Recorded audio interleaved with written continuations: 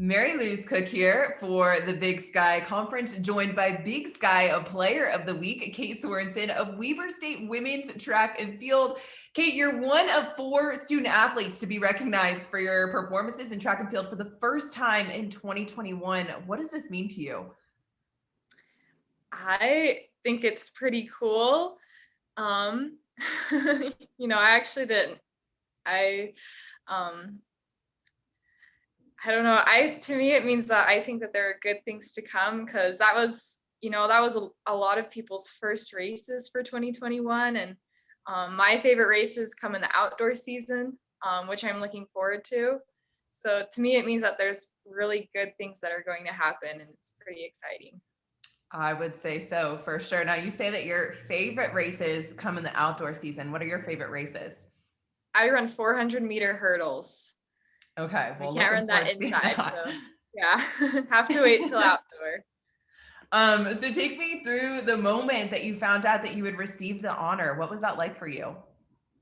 Well, I was just looking at the track page and I saw the one of the stories on there, and it said that Kate Sorensen was chosen for one of the Big Sky things along with Caleb, who's also awesome. And I was like, oh, like that's cool. Like, so I looked and saw that you guys chose me because of my performance at Air Force, which I felt really happy about my performance at Air Force. So it was nice to like feel like, oh, like, some people recognize that.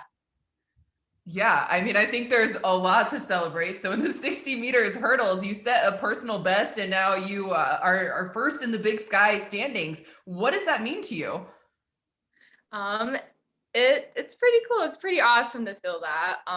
But of course, I understand a lot of people haven't had the chance to compete right now. And honestly, I feel grateful that I was able to compete and to be able to compete at an awesome meet where there's a lot of people at a really great level of competition.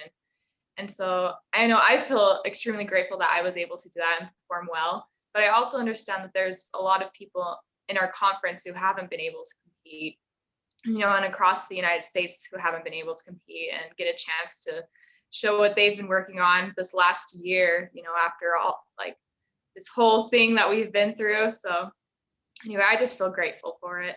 Yeah, and I mean, your humility is so amazing in the midst of your accomplishment there. But you talk about this huge thing that we've been through in the past year. What is it like finally getting to compete again? It's been such a long time coming. Oh, it feels so good. I missed that feeling of competition. It's been like 10 months about since, I last like competed like at an official meet. Or my last 60-meter hurdles race was at indoor conference last year, and then like between that and like this time there was the whole shutdown, which was really fast. It happened really sudden.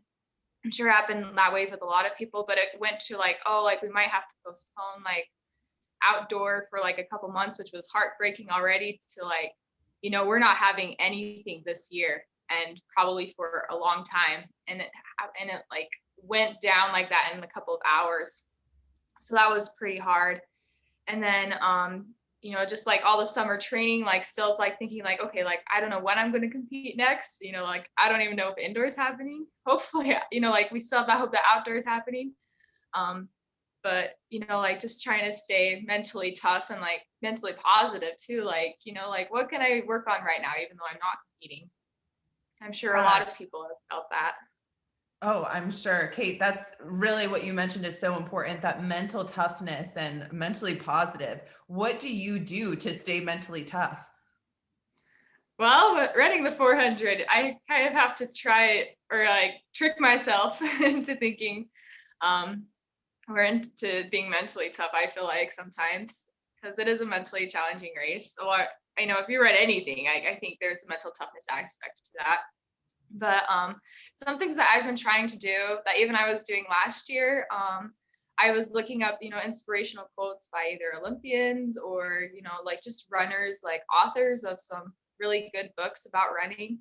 And I'd find a quote and then I'd write it on the board in the locker room. Like, if it doesn't help anybody else in there, I really enjoyed finding those and writing them up there. And like, hopefully, like, maybe if it just helps one other person, that'd be awesome. But I really like doing that for myself too, to be able to go on there and just remember like why I'm doing this too, because I'm not just running just to like be able to compete or like be conference champion and stuff like that. Like I'm running because I really love it. I love hurdling. And I love like being like trying to be better every single time. And I love that process of becoming, not necessarily like being perfect at something. That's why I like track and field is you can't be absolutely perfect at everything, You can't be perfect at hurdling because if you're perfect, then there's nowhere for you to get faster. So I think I love that's, those are a couple ways I've tried to stay mentally tough and have fun with everything. Well, that's awesome. And it does seem like it definitely served you well this past weekend. Can you share with me maybe a quote that was maybe a theme for you the past weekend? Was there one that stuck out to you that you wrote on the board last weekend? Oh, last weekend, I think I remember writing down something. I can't remember who said it, but it went along the lines of like, the reason that we're running isn't necessarily to beat each other, but to be with each other.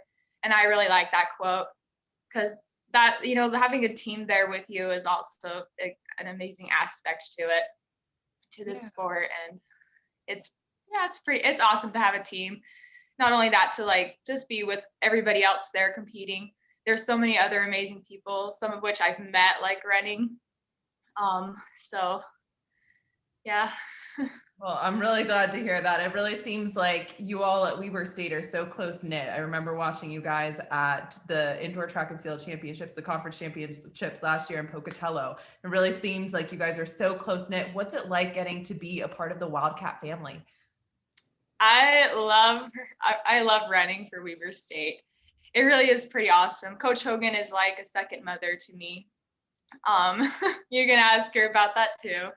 I'm sure I annoy her sometimes, but she's cool with it. But yeah, like I never had sisters growing up.